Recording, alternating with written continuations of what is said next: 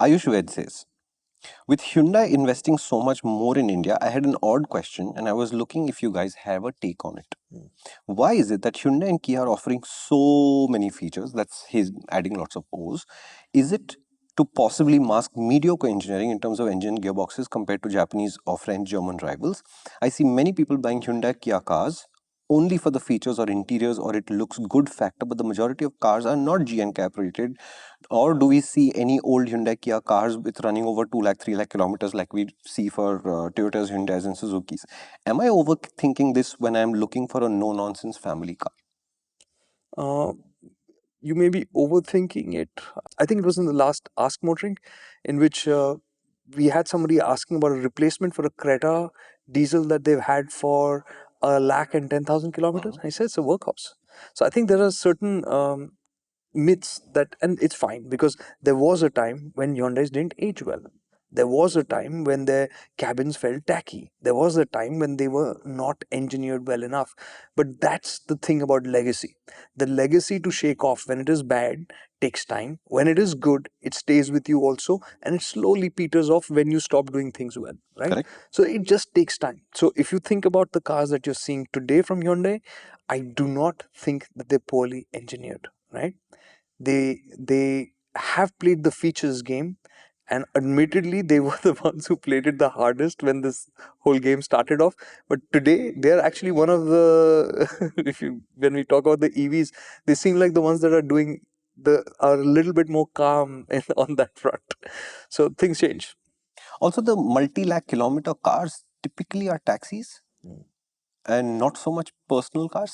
Personal cars being driven that kind of mileage is very rare in India. It's very common in the United States Yeah. where getting around in a car, long highway road distances and road trips are considered completely normal. We don't actually do that. Mhm. Every time I've come upon a situation where the guy says I have 3 lakh kilometers on my car, 95% is a Innova or a Desire or a what is the Hyundai equivalent of the Desire? The Aura, Accent aura. or a Accent. It's these cars that do those kilometers. I really haven't heard complaints from any of those three, to be honest with you. Mhm. Yes, the Innova is another level because it seems to require no work at all, for sure, right?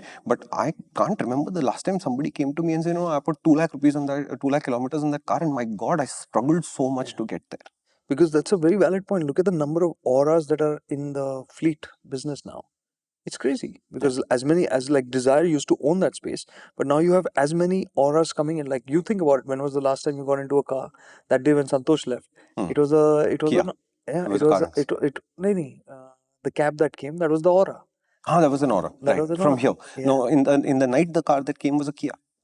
Okay, the It was Karens. old Karens. K Shah 1711 has warned us that his question may be a little bit long, but I don't think this is an irrelevant question, Okay. and you've already answered a part of it, Okay. but we need to complete that thread.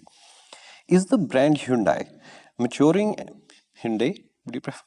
Is the brand Hyundai maturing and evolving as fast as they need to today, and what does this car say about that future trajectory?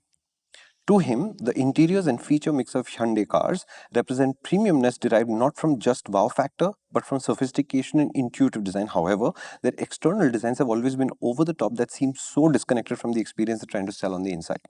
For example, the experience of sitting and driving the new Verna or the old Venue were absolutely top notch. Yet, I couldn't get myself to like those cars primarily because they look so odd. So it seems to me that Hyundai are stuck trying to be everything. They want their cars to look exciting and futuristic, yet feel mature and sophisticated. They want to develop the Indian market while trying to use it as a base for research and exports. They want to create a new hero product apart from the Creta while ensuring that the Creta keeps selling. The new venue only reinforces my perception where they have worked hard but cannot produce a transformative product that signals Hyundai 2.0, which is Who is desperately this? needed. K Shah 1711. My God, brilliant, dude! What that is absolutely lovely. I hope somebody from Hyundai reads this because this encapsulates where they are. Because they are making great cars, they are making great steps, and which is why I also said earlier on that this, and it's fair to think that where is Hyundai headed? Because if we let's move um, back 3 years, pre let's say the Verna, and you would think that what's going on, Hmm. right? It seems almost like Kia is uh, ahead of them in terms of what they're creating in their products, and Hyundai feels a bit lost. But today, now, when you look at whatever's happening, you clearly see that they're making vehicles with intelligence. There is a cleverness.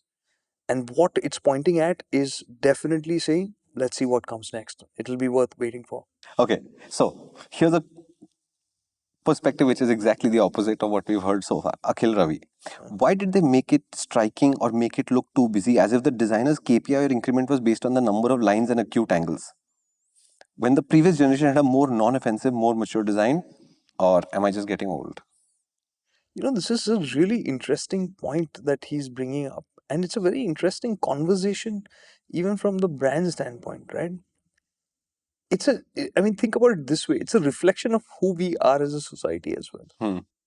So who is seeing what angle of us? Yeah, of I course. just don't get it. Like when you think about it, Yeah. like you have Maruti who'll do like very conservative and that works. And then Hyundai does this, saying that no, people want something more striking. And the Creta in that sense works. And you're like, who are we really? Like it's really, I don't have an answer We on are a that. large group of heterogeneous individuals and we have preferences. That's exactly how it should be. Kia Ceros equals to Hyundai Venue? That's what I thought. But that's not the case. You can find out more about the Hyundai Venue on the MotorInc app, where the MotorInc First is playing right now, where Shumi and I get into the details of the venue and really, well, he got a little worked up and pissed off maybe, even about all the details that we were discussing. We'll see you on the MotorInc app.